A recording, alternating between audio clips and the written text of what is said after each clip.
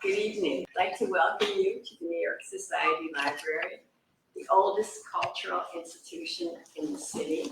We got our charter under George III in 1754. We're still going strong. And my name is Jeanette Sanger. I'm the chair of the Lecture and Exhibition Committee. And tonight we are so happy to be celebrating National Poetry Month with Farrar, Straus and Giroux and their wonderful new poetry anthology. And it's so appropriate to be celebrating the Farrar Straus Poetry Anthology in April, as Farrar, Straus and Giroux and Jonathan invented National Poetry Month. And if you sign on, you get a wonderful poem every day, wonderful poem. And he developed the whole idea. And then the Academy of American Poets, which at the time Jonathan was leading, carried the ball away. So here we are. And this event is sponsored by the Lynn Chase Poetry Fund. Lynn, a true lover of poetry, had a dream of creating a space in the library, a comfy space, surrounded by poetry books where people could just go up and relax and sit in a comfy chair and read her books. A lot of them are signed to her by the authors. So please go to our beautiful Whitridge room and take refuge in poetry. And so she donated most of the books to the library. The library has a long and noble tradition of poetry. The entire world of poetry is represented in stack 821. The smaller books were acquired as they were published, so one can see the development of a poet, such as Edna St. Vincent Millay. Some of our distinguished member poets were Edgar Lee Masters, Ogden Nash, and Gregory Hardlow, the current member and Pulitzer Prize winner. Poetry has been at the heart of Farrar, Straus, and Giroux's identity ever since the mid-50s, when Robert Giroux brought T.S. Eliot, Robert Lowell, and Elizabeth Bishop to the list, and many more joined over the years. In the anthology, I see some old friends, but also many poems and poets that are new to me. I'm especially thrilled to see Elizabeth Bishop's poem, North Haven, in it, because that's a beautiful island in Maine where I go every summer, and she dedicated it to Robert Lowell. Jonathan Galassi, co-editor of this anthology, is one of our most distinguished publishers. He is currently the chairman and executive editor of Farrar, Straus and Giroux, after having served as the president and publisher. And he is my hero for keeping one of the last small independent publishers alive and thriving.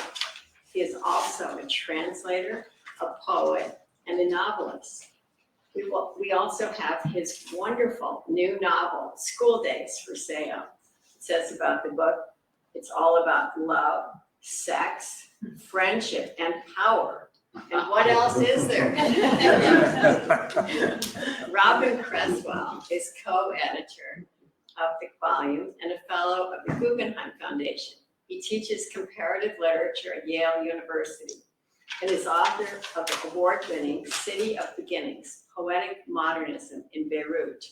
He is a regular contributor to the New York Review of Books and has also written for the New Yorker, among other publications. A former poetry editor of the Paris Review, he is currently poetry editor at large for Farrar, Straus and Giroux.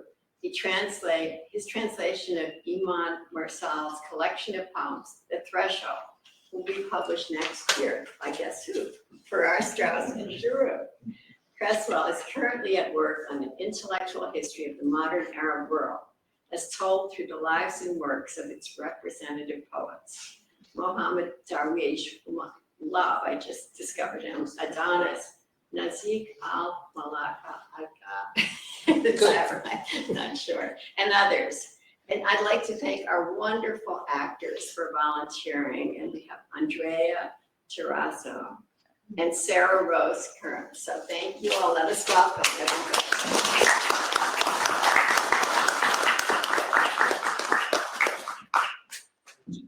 We want to thank you for inviting us here. Jeanette gave a very, how would I say, fulsome history of national poetry among that. It was started at FSG, but I don't take credit for it. But Jeanette was part of all the things we did at the Academy of American Poets, and her bookstore, Books and Company, was central to the whole life in New York at that time. So, and she's always been involved here. We've had many events here over the years. The podium used to be over there. That's right. Moved. But I've been to a lot of great evenings here, and it's really fun for us to be here. And thank you again for inviting us. This book originated in the fact that last year, 2021, was our 75th anniversary of FSG. So I wanted to publish something that was representative of what the company has been over that period. And as Jeanette said, poetry has always been at the heart of what FSG's self-sense is, its identity, ever since Bob Giroux. He was not one of the founders of the company, but he came when it was about 10 years old. And the minute he came, it came on fire as a literary publisher. And poetry was always at the heart of that. John Berryman was his best friend in college, and he was very close to Eliot, as Jeanette said, and Lowell and others. And so I just thought maybe a poetry anthology dedicated to the memory of Bob would be the thing to do. And Robyn, whose first job was at FSG as an editorial assistant, that's when I first knew him, and who has been at the Paris Review and meanwhile doing all these wonderful things in his intellectual life, has stayed involved with poetry at FSG. So I asked him to do it with me. And before we start the readings, I wanted to ask Robyn to talk a little bit about how we did the book, because it was a fun project for us. It was a COVID project, mainly. So there's a lot of schlepping involved, but tell them a little bit about how we did it. I will. Let me also thank Jeanette and Andrea and Rose for being here, and all of you. As you might have gathered from Jeanette's very nice introductions, I do feel like I'm in some sense the very delighted and grateful interloper in FSG's poetry, not in this book, which I think we were co-editors of in a real sense, but many of the poems in the book were selected by Jonathan. And I wanted, since I'm going to give a kind of behind the scenes look here, I guess I should admit that it's true that I was, my first job was with FSG right after college, when I did not cover myself in glory as an editorial assistant. But I was clever enough to figure out that one of the perks of being an editorial assistant, and there are not many perks of being an editorial assistant, but one of the perks is that you have access to the entire backlist of whatever publisher you're working for. Or maybe FSG is particularly generous in this respect, but in any case, I was able to order up and take home with me pretty much as many books as I wanted from FSG, and so many of these books turned out to be the poetry books, and that really formed my own sensibility as a reader. So even though I was not a particularly good editorial assistant, FSG left an enormous impression on my own developing mind as a reader, and also not just in the books, but what was really remarkable, and which I even understood at the time was special about FSG, was the way in which poetry, as Jeanette and Jonathan have been saying, but is so central to the publisher, that poetry and prose are in some sense like co-equal branches, that poetry is not some kind of specialized activity, It's not hermetic, it's not elitist, that it goes along with the intellectual life of the world. That's the idea, that there shouldn't be any kind of apologies made for publishing great poetry, that it is part of our intellectual life and our literary history. And there are actually surprisingly few, I think, publishers that act that way and act on those principles. So that too left a real impression on me, that poetry should be something you also think with and you read on the subway and also at night and also to your children and in times of grief and celebration and in all parts of life. And I think that's very much in the spirit of the anthology and the house in general. As for the process of putting together the anthology, which was just fun. I mean, it was a grim time that we were putting it together, and so it was something to always look forward to. The sessions that Jonathan and I had, and it was an immense amount of reading because we really felt like, we should say that the anthology includes essentially a poem or two or three or four from all of the poets that FSG has published over the years. So to figure out which poems should go in the first place meant that we, in good conscience, had to read all the poems. We divided it up, in fact, in half. Jonathan trusted me, I trusted him, so he took half, I took half. We went down the list. We made a list of all the poets, and then we said, well, you take Heaney and I'll take Walcott.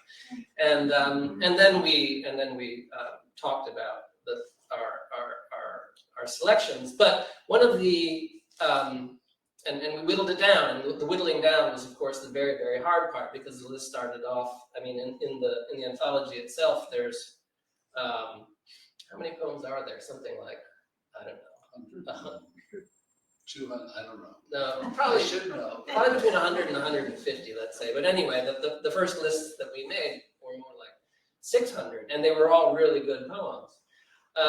So bringing it down to manageable proportions was a challenge. Also, that was the fun part too. And so we had to come up with a kind of structure or a way of thinking about the anthology, which would not be merely kind of chronological, which would not be merely thematic, which would be fun to read, which would be an interesting experience. This is always the difficulty, frankly, of anthologies, is to make them seem dynamic and alive, and that you can read them, ideally back to front.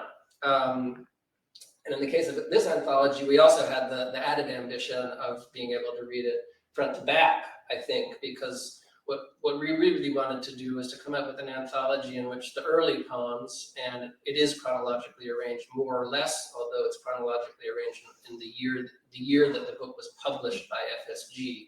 So some poets like Marianne Moore, for instance, whose poetry is from the early part of the 20th century in this anthology, because we only published her poetry recently, comes at the end, and there are other examples of that too.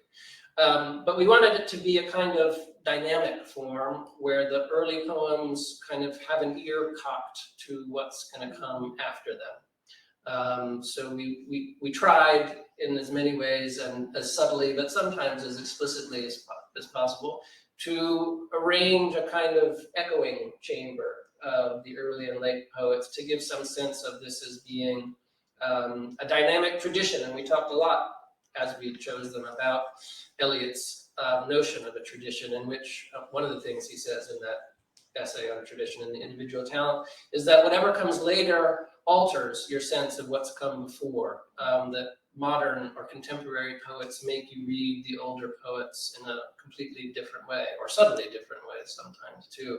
And we wanted, ideally, again, for the anthology to have that form as well, that once you got to the end of it, you'd have a different sense actually of the poems that you had read, and maybe would be tempted, in fact, to read first forward and then backwards. That, in any case, is the ambition.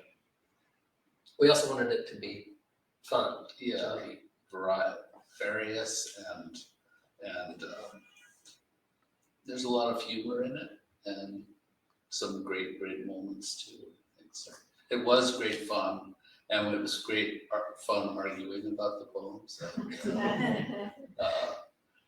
We had enough disagreements to keep things lively, but enough agreements to make sure that we got the thing done on time. We only left one person out until it became clear that we had left this person out. And the book came out a month late because we had to pull up our socks. But such is life. That's the way things work. Nothing's perfect. Anyway, but now our friends here are going to read some of the poems, and we'll talk a little about them, and then we'd like you to talk about your impressions too. So, who's beginning? I am. Yeah. Rose. So the poem that they selected to read first is by John Berryman, Dream Song number 22 of 1826. I am the little man who smokes and smokes. I am the girl who does know better, but I am the king of the pool. I am so wise I had my mouth sewn shut. I am a government official and a goddamn fool. I am a lady who takes jokes. I am the enemy of the mind. I am the auto salesman and love you. I am a teenage cancer with a plan. I am the blacked out man. I am the woman powerful as a zoo. I am two eyes screwed to my set who's blind. It is the 4th of July. Collect. While the dying man foregone by you, creator who forgives, is gasping, Thomas Jefferson still lives in vain, in vain, in vain. I am Henry Pussycat. My whiskers fly. Robyn, this was one of your choices, so and this is John Berryman was really the first poet Bob published at FSG, so take it away. Well, I just, one of the interesting experiences of rereading all of these poets, FSG poets, was just feeling which ones grabbed you by the throat, which ones still seemed to you actual and alive. And for me, that was not exclusively, but Berryman had that effect on me. And part of that is just the antic quality of this, which is exhibited in this poem. There's a kind of, these quick changes. It's a kind of, it's almost like a stand-up routine where he's cycling through various characters. And there is something very antic and sort of desperate about this. It's performative, it's very performative, and there's that active performative quality to a lot of his poetry. And it's something that, actually tonight we'll see some more of, but poets to me who mean a lot to me, FSG poets like Fred Seidel and Maureen Mclean, I hear that that kind of performative sensibility. It's also comic at times in their voices as well. I guess it bears saying that the final, after that kind of I am the two stanzas of kind of costume changes, in a kind of wonderful American idiom and vernacular. There are those great phrases, I'm the king of the pool. I am the girl who does no better, but full stop. Berryman is wonderful in his changes of registers. So he goes from this kind of vernacular American speech, and then in the final stanza he shifts to a different register. And collect in this poem is a prayer. In fact, collect is Collect. Yeah, collect. That's right. Some of you no doubt know, but it's the collective prayer.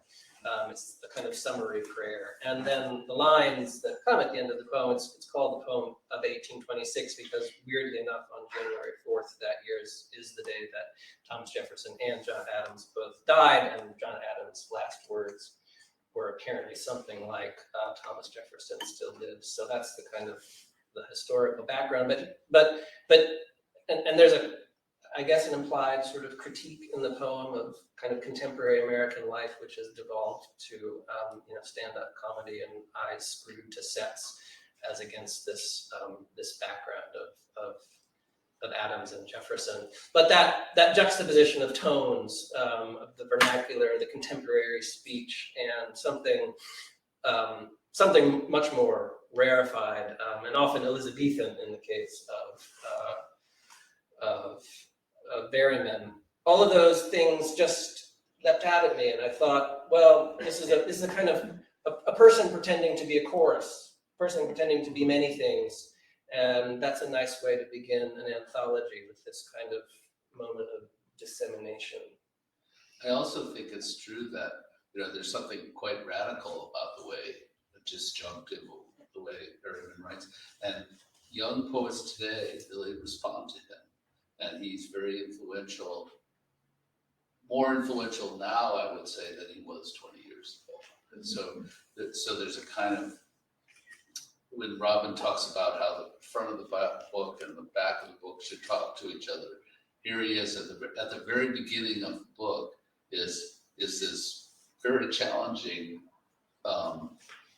voice, how would you say, impersonation of voices. So it's a good way to begin. Yeah, it grabs you by the throat, or that's the idea, anyway. Anthologies need to do that too. And now for something completely different.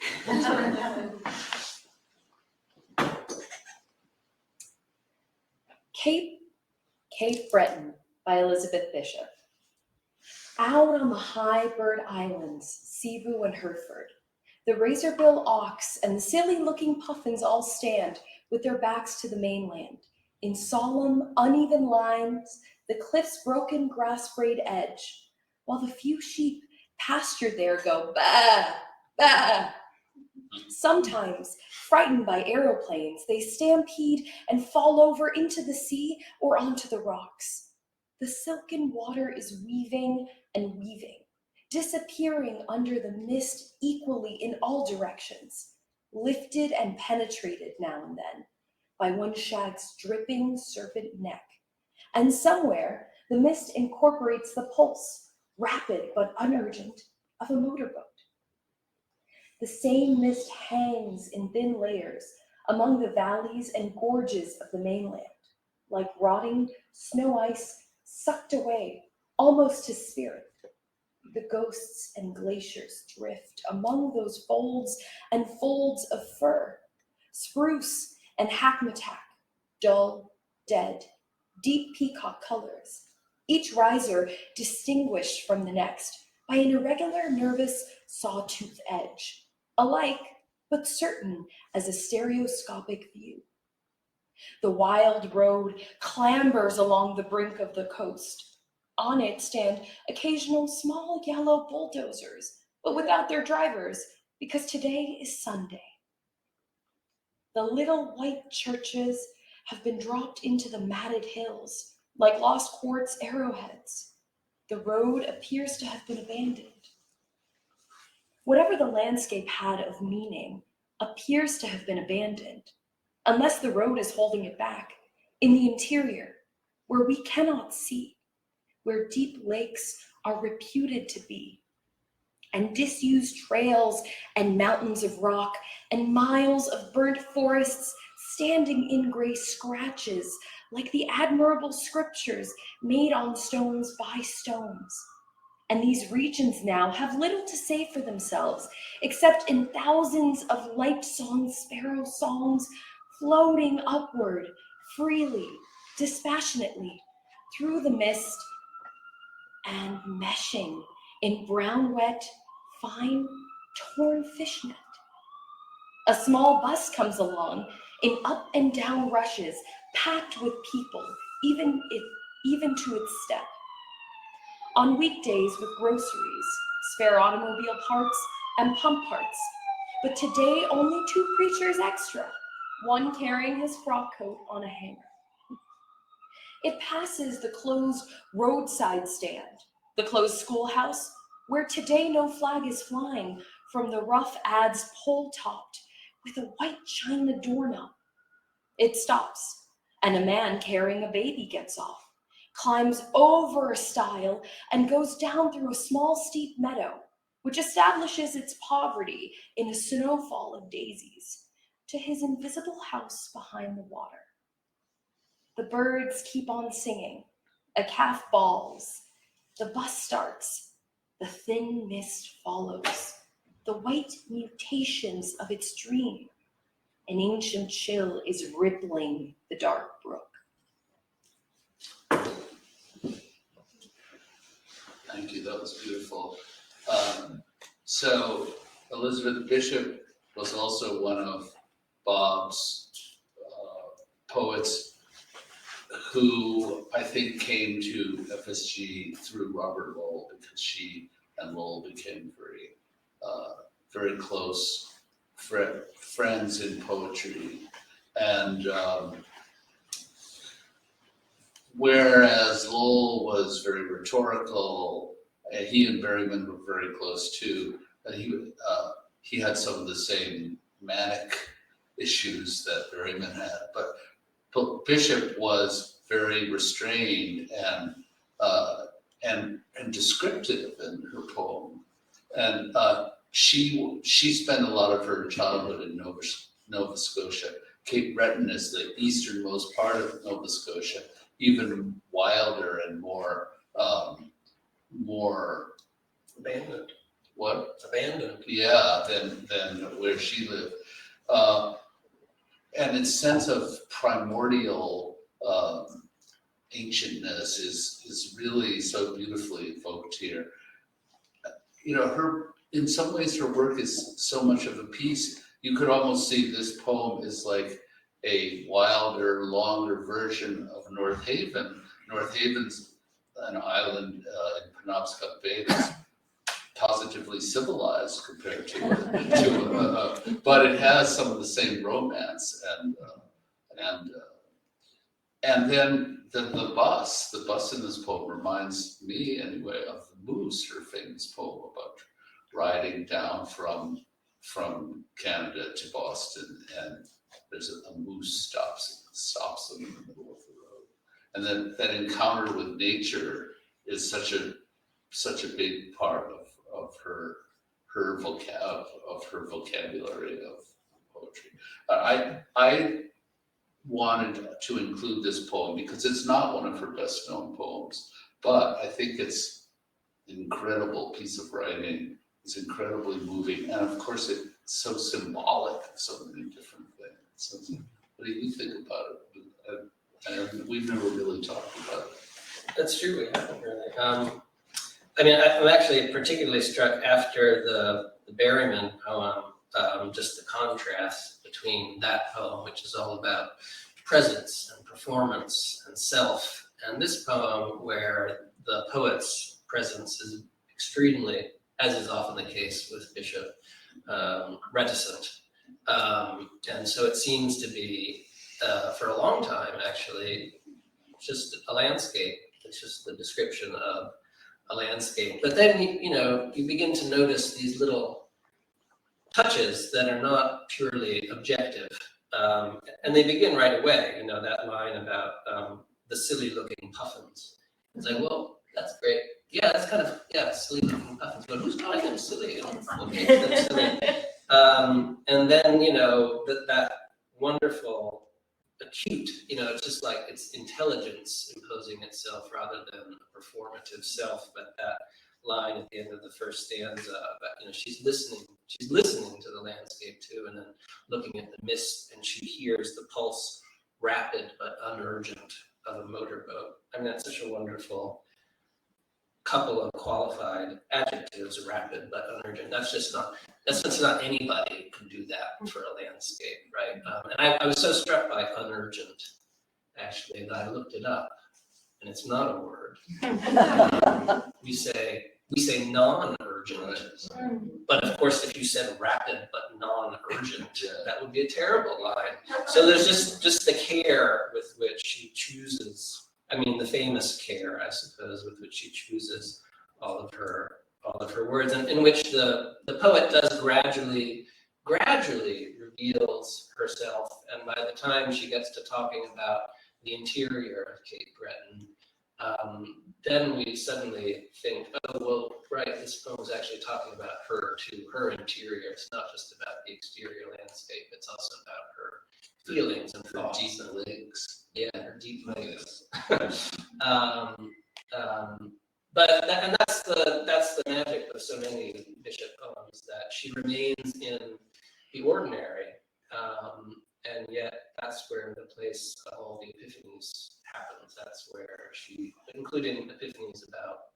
the self. I was actually, in reading this poem today, I was reminded in the end of the poem, which is a kind of it's a kind of return to the ordinary. It's the birds keep singing, the calf bawls, and the bus starts. In some ways, that feels to me like the last line of the poem. But another poet that we have in the anthology, his name is Kearns, who's also a Canadian poet, and also a great poet of abandoned landscapes. And I looked at the poem that she has in it, which is called Affirmations, which I won't read, but the final stanza reads like this: Won't nighttime reawaken, and won't it be familiar? Unequivocal through Carolinian forests which have not wholly disappeared, and equally among rows of wrecked cars in the junkyards, hoods open like a choir. That sense of, the bus starts, life starts again. It looks like an abandoned landscape, but things are beginning to hear. Anyway, I hadn't noticed that echo of Bishop in another. I mean, Bishop was not a Canadian poet, but has this Canadian landscape. She's half Canadian, so Is she? Yeah. yeah, her mother was Canadian. So now Sea Grapes is the next. This is Sea Grapes by Darren Walcott. That sail which leans on light, tired of islands, a schooner beating up the Caribbean for home, could be Odysseus, homebound on the Aegean, that father and husband's longing under gnarled sour grapes is like the adulterer hearing Nausicaa's name in every gull's outcry. This brings nobody peace. The ancient war between obsession and responsibility will never finish and has been the same for the sea wanderer or the one on shore now wriggling on his sandals to walk home since Troy sighed its last flame. And the blind giant's boulder heaved the trough from whose groundswell the great hexameters come to the conclusions of the exhausted surf. The classics can console, but not enough. This is another one that I picked. So Darren Walcott is one of the greatest poets that FSG published. He also came in through Robert Lowell. And I think that what they shared, one of the things they shared was a great rhetorical power. I think they're probably the two last English language poets who could roll it out the way the Victorians did. And I've always loved Derek's poetry. I've always thought it was incredibly powerful and convincing and perfect in its versification. And he said in one of his other great poems, The Schooner Flight, I had a sound colonial education. He was from St. Lucia. And I think that sound colonial education can be heard in the sound of his poems. And this poem is like, in some ways, a miniature version of Omeros, his big epic, that is about the sailors of the Caribbean and how they rhyme with the mythology of Greece, which is our founding mythology and all. There's also, of course, his knowledge of history, his sense of the injustice of history, and that's why I've always loved the last line of this poem. He knew the classics in and out. He says the classics can console, but not enough, and that sort of says it all about Caribbean history and our history in some ways.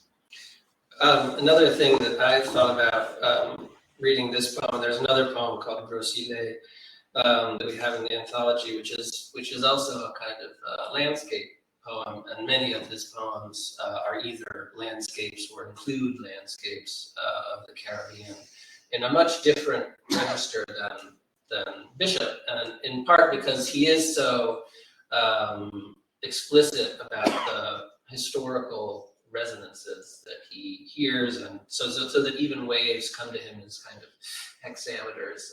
Everything is kind of mediated through poetry for him and becomes in many ways allegorical of Caribbean history and its rhyme with, as you say, Jonathan, Greek history. And it reminded me too that in that other poem there's a verse about Elpenor and Odysseus's companion who falls off the roof of Circe's home after getting drunk and breaks his neck. And then is the first one that Odysseus meets when he summons up the shades. And that passage is, in fact, which is from book 11 of the Odyssey. That's in a translation here. It's an excerpt of that book by Robert Fitzgerald. And one of the, I think, again, great things about FSG is that in addition to being committed to publishing contemporary poetry, there have been so many poets who have resuscitated and translated the classics. So in this anthology, indeed, we have excerpts of Homer, we have translations of Sappho and Virgil's Second Eclogue and Petrarch and the Inferno and Beowulf and also non-Western classics like Pochui's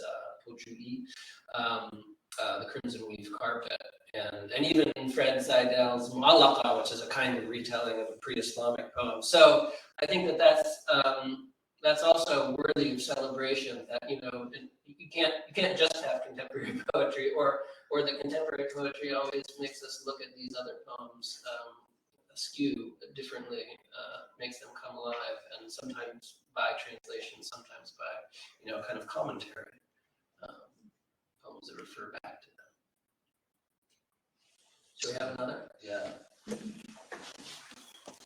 In Paris with You by James Fenton. Don't talk to me of love, I've had an earful. And I get tearful when I've downed a drink or two. I'm one of your talking wounded, I'm a hostage, I'm marooned, but I'm in Paris with you. Yes, I'm angry at the way I've been bamboozled and resentful at the mess I've been through. I'll admit I'm on the rebound, and I don't care where are we bound. I'm in Paris with you. Do you mind if we do not go to the Louvre? If we say sodding off Notre Dame? If we skip the Champs-Élysées and remain here in this sleazy old hotel room, doing this and that, to what and whom? Learning who you are, learning what I am. Don't talk to me of love. Let's talk of Paris, the little bit of Paris in our view. There's that crack across the ceiling, and the hotel walls are peeling, and I'm in Paris with you. Don't talk to me of love. Let's talk of Paris. I'm in Paris with the slightest thing you do. I'm in Paris with your eyes, your mouth. I'm in Paris with all points south. Am I embarrassing you? I'm in Paris with you. I'm not sure that poem needs all that much commentary. One of the reasons I asked for Andrea and Rose to read this poem was just for the pleasure of hearing it read out loud. I actually interviewed James about 10 years ago at a different library at the 42nd Street Library. This is when I was editing the poetry for the Paris Review, and this was the beginning of an interview that we published there in the magazine eventually. And began by talking about, well, this and that. And then I asked him to read one of his, not this poem, I think it was a poem called Cambodia, which is a wonderful, short, very, not funny, not sexy, but moving poem. And it kind of, nevertheless, it brought the house down. And then I thought, oh, this is actually not good for my interview because now they're just going to want to hear him read his poems, which would have been a fun night too. And he's a wonderful reader. And one of the things that he talked about in that interview, indeed, is the way that he's a poet who writes poems to be performed. That he doesn't write them merely for the page, that he wants them to kind of come alive with a voice. That poetry begins with a raised voice, which is something that he says somewhere and that we talked about. And James is a librettist.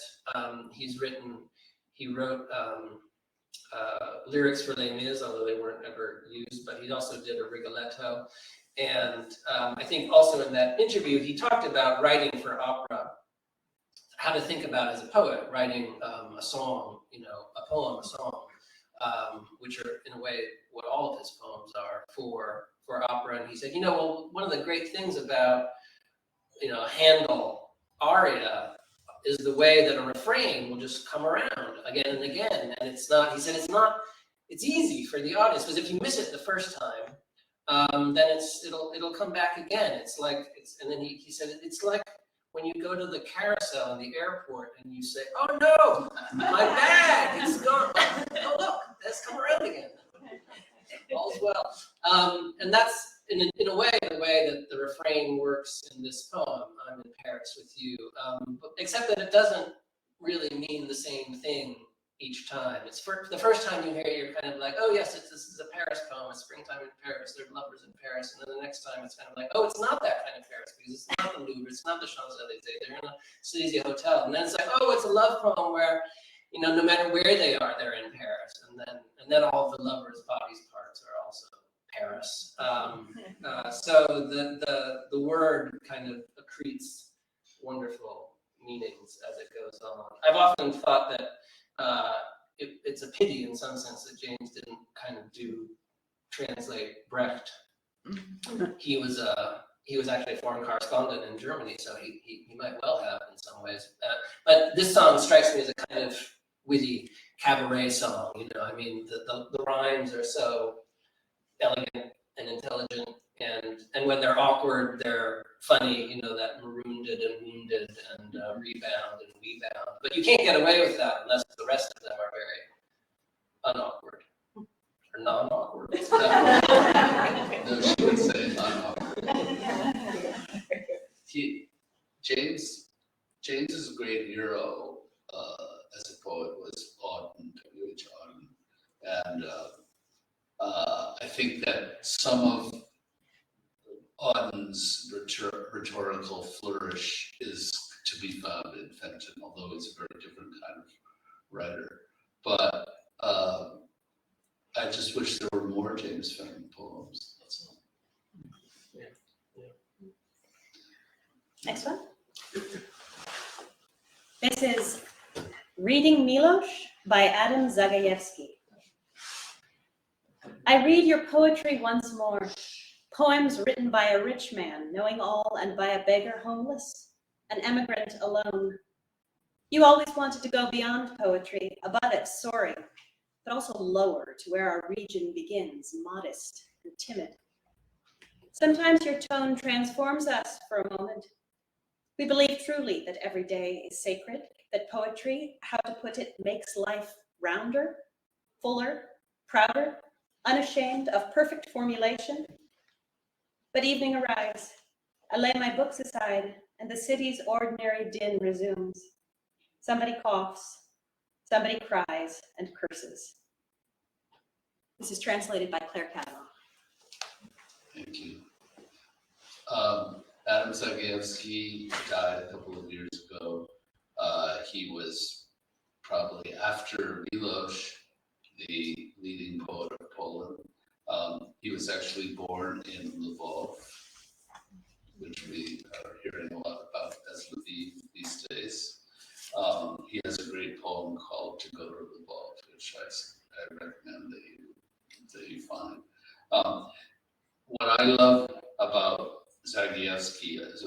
many things about it, but there's this poem to me encapsulates so much about the paradoxes that he enjoys. There are paradoxes that he finds in Milos, but I think they're also his own paradoxes. Paradox between the heights of feeling and thinking, and also the religious depth of Milos's poetry. And then as he says, he wanted to go lower to where our region begins, modest and timid.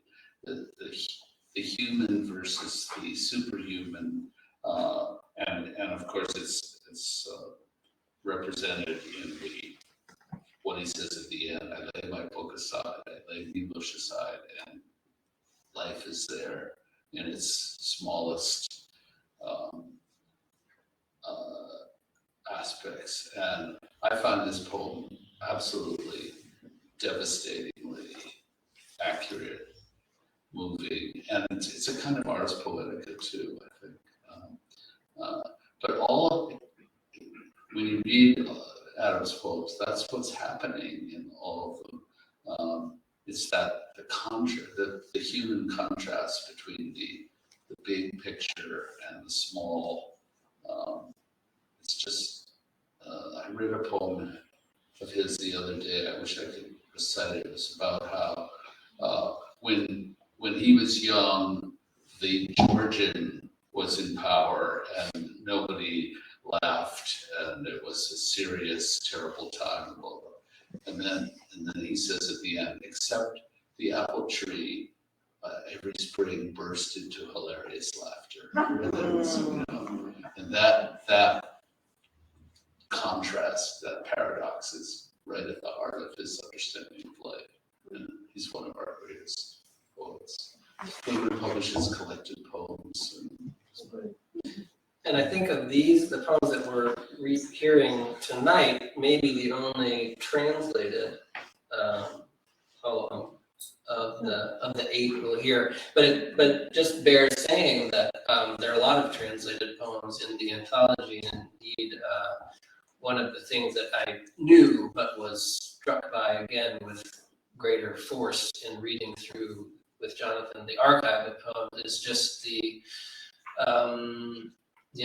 enormous number of translated poems from French and Polish and Spanish and German and Arabic and Chinese, and that although FSG is very much, I think, in the American vein in its publishing, that it's but it has always been a very cosmopolitan kind of house, and that's true not just with Jonathan, who's a translator himself and interested in doing that kind of publishing, but right from the beginning, that Robert Giroux published Neruda and Nellie Sachs and Quasimodo and a number of others right at the beginning. And a lot of them Nobel Prize winners.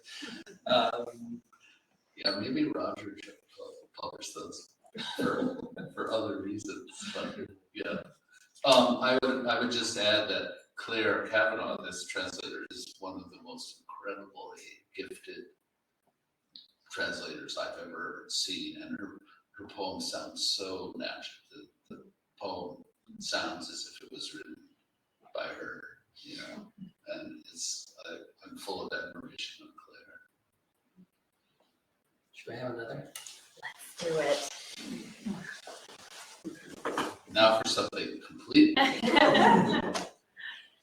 Afternoons and Early Evenings by Louise Gluck.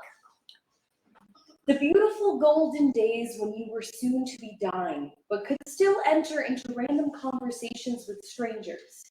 Random, but also deliberate. So impressions of the world were still forming and changing you.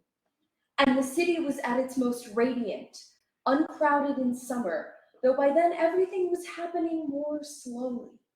Boutiques, restaurants, a little wine shop with a striped awning. Once a cat was sleeping in the doorway. It was cool there, in the shadows, and I thought I would like to sleep like that again. to have in my mind not one thought. And later we would eat polpo and sagnaki, the waiter cutting leaves of oregano into a saucer of oil.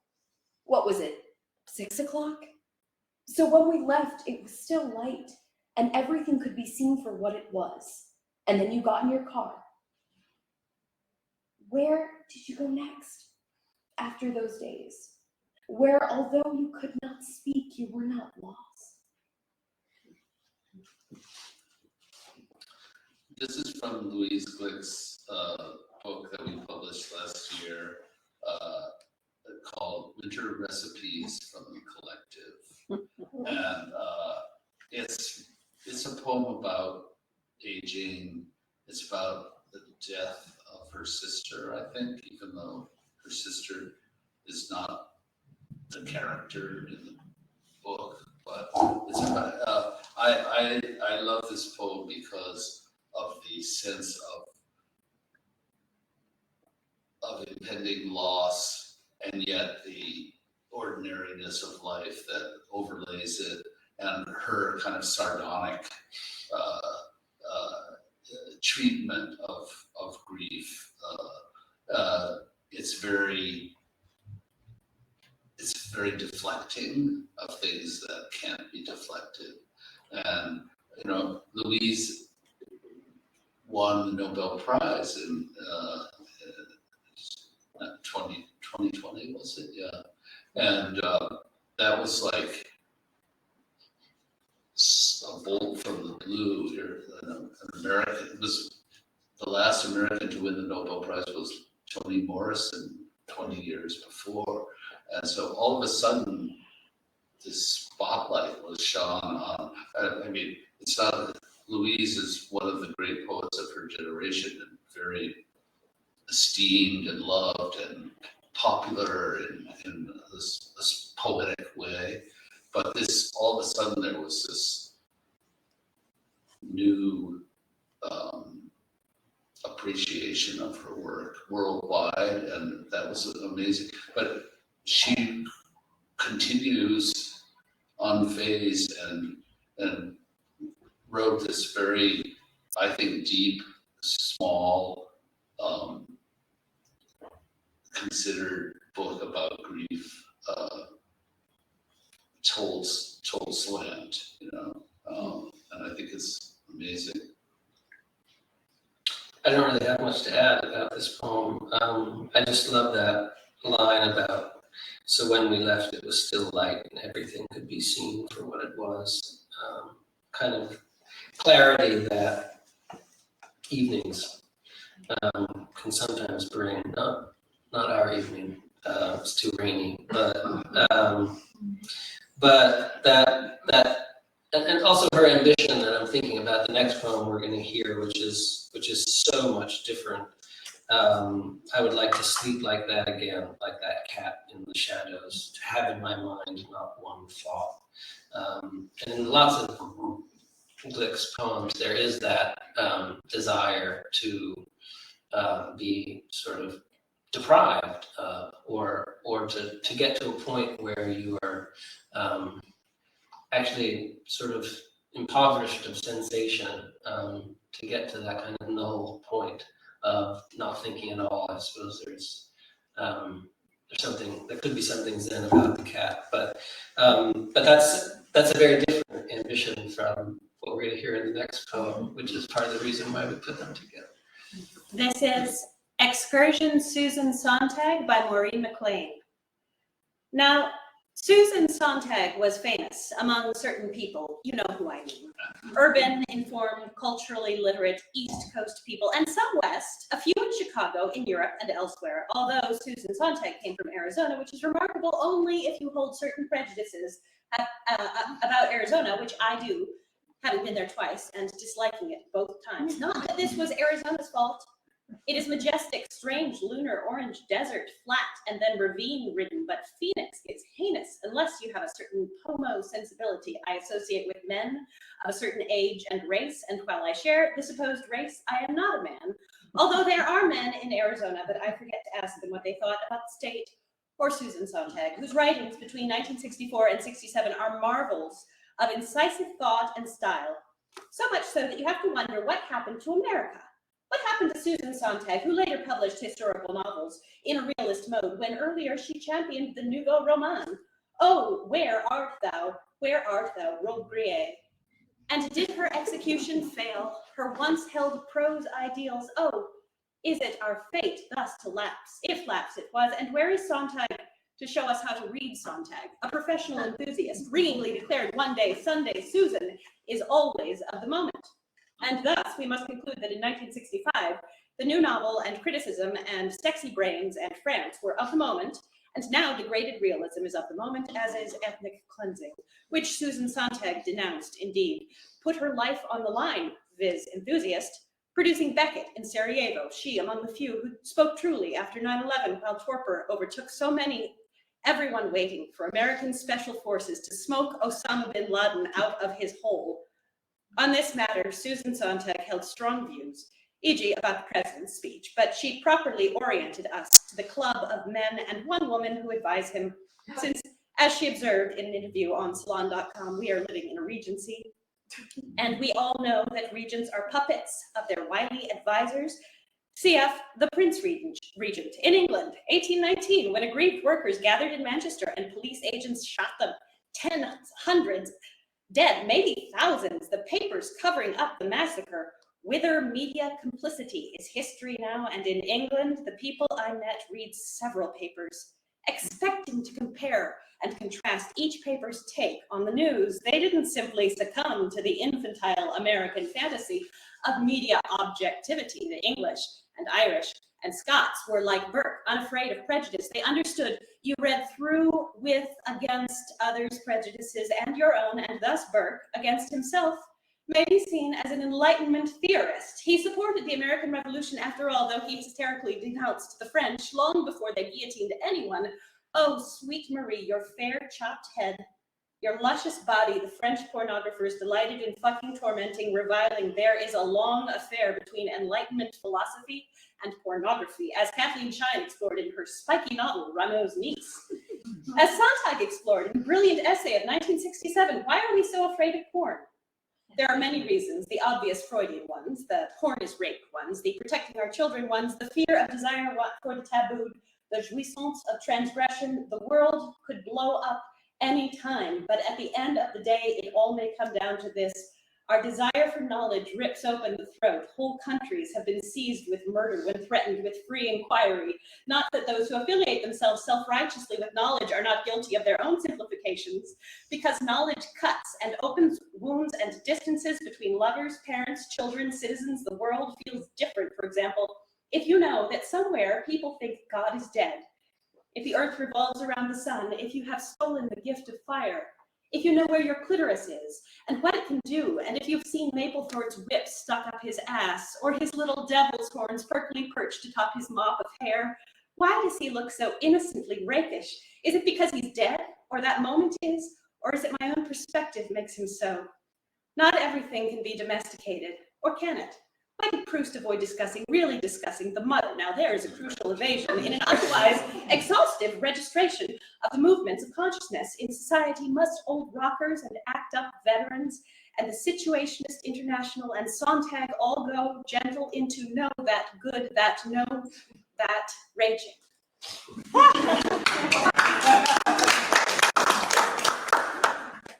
This is another poem that I really was looking forward to hearing. So thank you for that, Rose.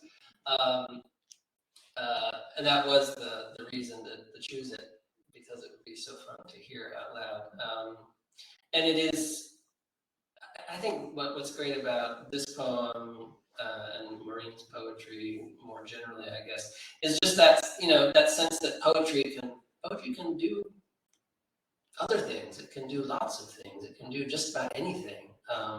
That it can cover the language of the news, that it can be academic, that it can be funny, that it can be outrageous, that it can be, like Berryman in a sense, that it can go through all of these different registers of, historical and critical, and in the end, of course, very feeling. I mean, the allusion to the famous Dylan, maybe the most famous Dylan Thomas elegy, of raging into that good night.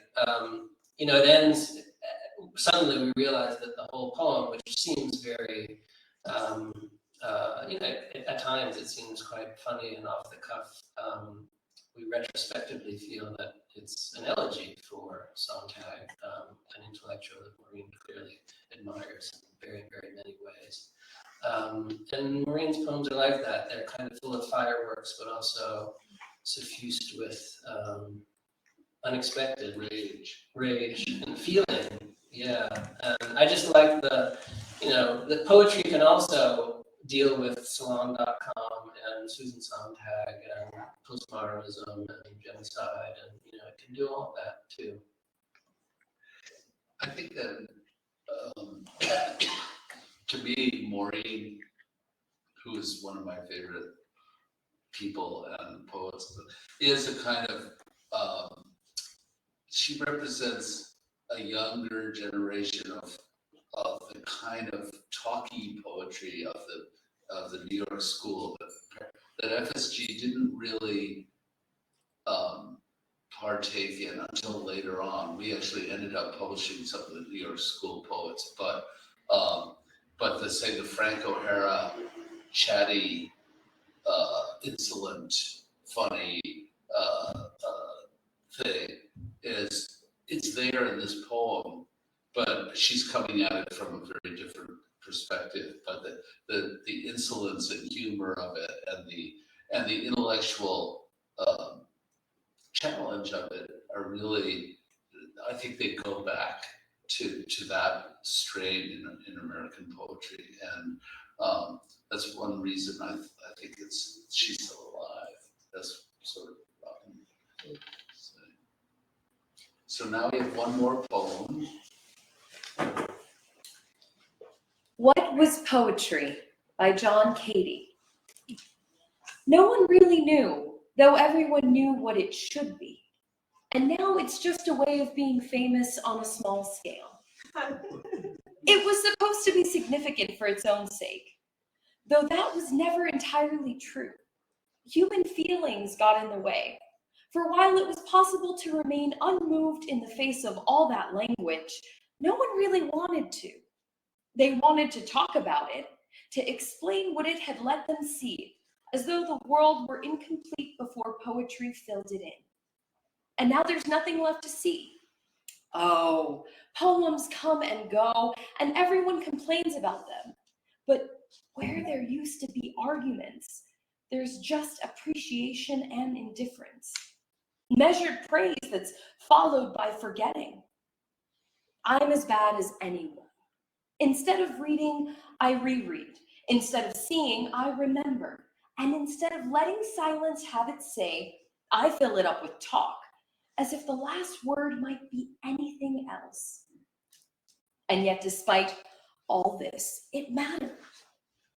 Sometimes in the midst of this long preparation for death, that initial solitude returns, and the world seems actual and alive, as it assumes its opposite.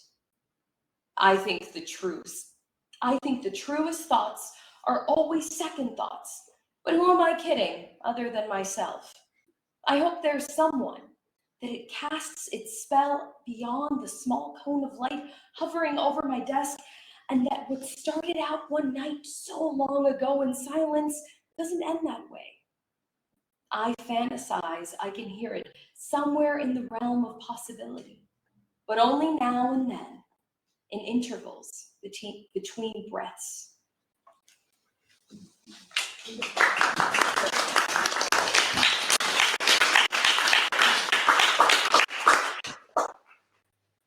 You chose this one.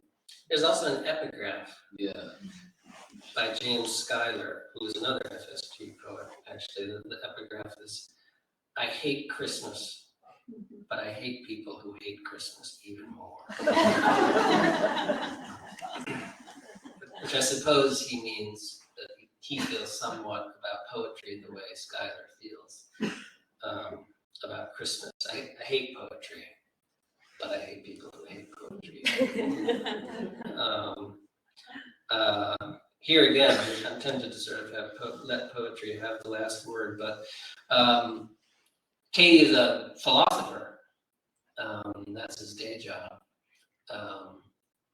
And it comes through in a lot of his poems. I think in his best poems, they're kind of enlivened by this back and forth between philosophical thinking, life as this long preparation for death, as a kind of remembrance of Socrates, and the poetry. And so there's a push and pull between the abstractions of conceptual thinking and the actual and the alive, as he puts it in this poem of poetry. And his best poems, of course, don't come to any conclusions or consolations about their engagement. But again, I like this poem. I like his poems because he shows, among other things, that you can think in poetry. It can be a song. It can be a morning song or a celebratory song, but you can also use it, as Maureen does too, I think, as a vehicle for thinking about things, including poetry. John is a son of the New York School also, and I think that Robyn is right that Maureen and John share this kind of vernacular irony about poetry that is very salutary, and it's another way of reading poetry, I think. And we put this poem, it's not the absolute last poem in the book, but it's kind of the end of the book. It says, what was poetry? And the idea of that is to make you go back and look at what has poetry been in this book. And he has sort of a dying fall approach to it, but I think underneath that dying fall approach is an assertion of the importance of it, and that's what we've been trying to do stealthily in the book. So I wanted to thank the readers for their sensitivity.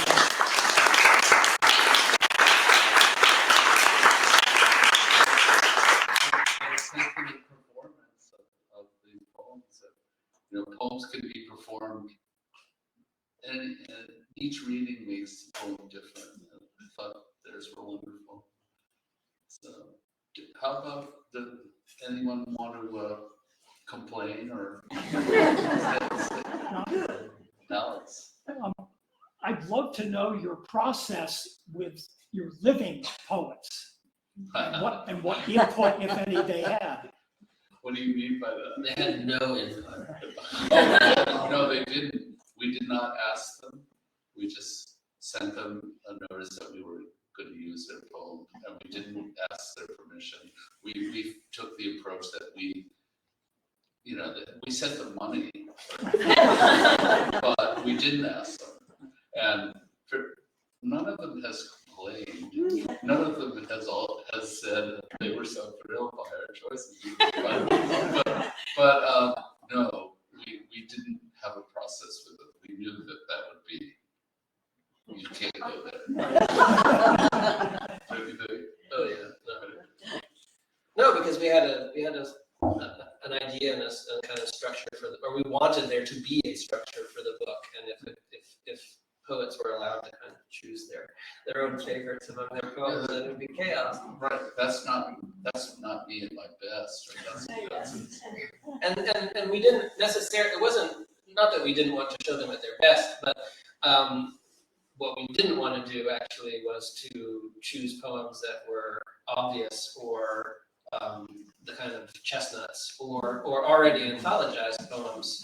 So there are some of those, but we really wanted to, insofar as possible, kind of bring to the fore poems that we loved and feel like are characteristic of the poets, but not necessarily the most obvious ones. Mr. Galassi, I might throw in a question from other people over here. So you worked on this volume and now you brought out a brand new novel. What was it like changing gears from poetry anthology to fiction, or is that not how the timing worked? Well, you know, the anthology was part of my day job. So, and the other was something I did over a lot of years, you know, on vacation. So, but this is something, we had a deadline, we had to do it, we did it. It was sometimes hard, but it was also great fun. It was a COVID project, as I said. Do you have any plans to continue with this, to get the living poets to read their poems as you do it? You know, because it was published during COVID, our 75th anniversary, we had a couple of virtual things, but like big reading at the Y or something, it would have been wonderful, but I think maybe this fall or when the paperback comes out. It would be fun. These were wonderful readers, but it would also be fun to hear the poets. The poets reading their own poems Are is always sometimes amazing. terrible. Yes, but I remember once there was a Louise Glick event at the New School, and all these friends of hers read her poems. Oh. But then she got up and read it, and you just realized they didn't get it. So. Thank you so much. It's been fantastic.